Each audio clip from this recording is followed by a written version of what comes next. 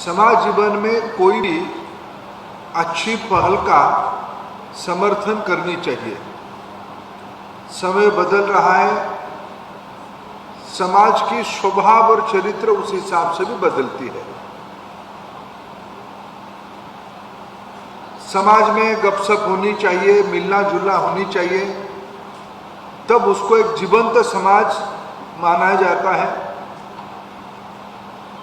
संवाद एक तरफा नहीं होनी चाहिए, संवाद दो तरफा होनी चाहिए, तब जाके संवाद में से ही कुछ अमृत निकलता है, कुछ लोक उपदय, लोक लाभ की, लोक हित की बात भी निकलती है।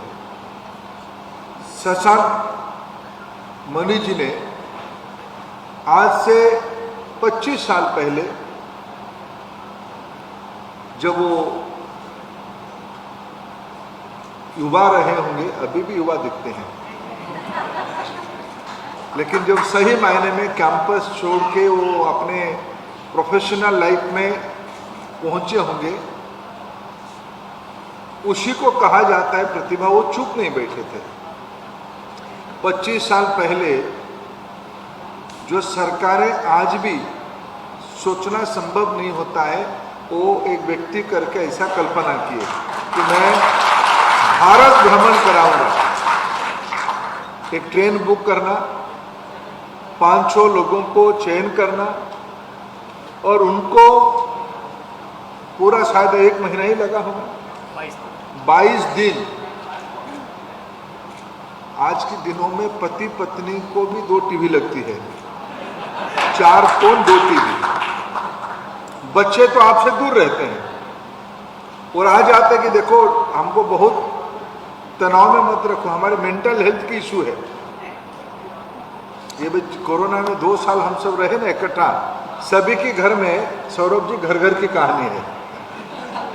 उम्र किसी कोई भी हो, क्योंकि किसी की जिंदगी में इतने समय अपने स्वजनों के साथ बिताने का इन दिनों में मौका नहीं मिला था। पहले कभी गांव की जो जिंदगी था, 7:30 बजे अंधेरा हो जाता था, 8 बजे तक तो गांव सो ही जाता था, भोर 3 बजे से काम धाम शुरू हो जाता था, फिर शाम को 6-7 बजे तक दुनिया खत्म होती थी।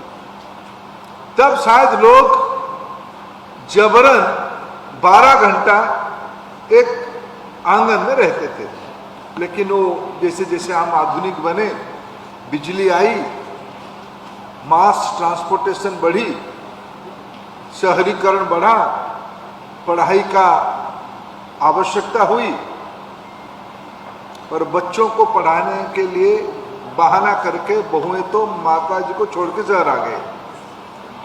तो घर अलग प्रकार के बनना शुरू हुआ। प्रकृति माता ने इस बार कहा चलो अभी इस बार थोड़ा ट्रेनिंग लो। 2 साल सबको लॉकडाउन में इकट्ठा रखा।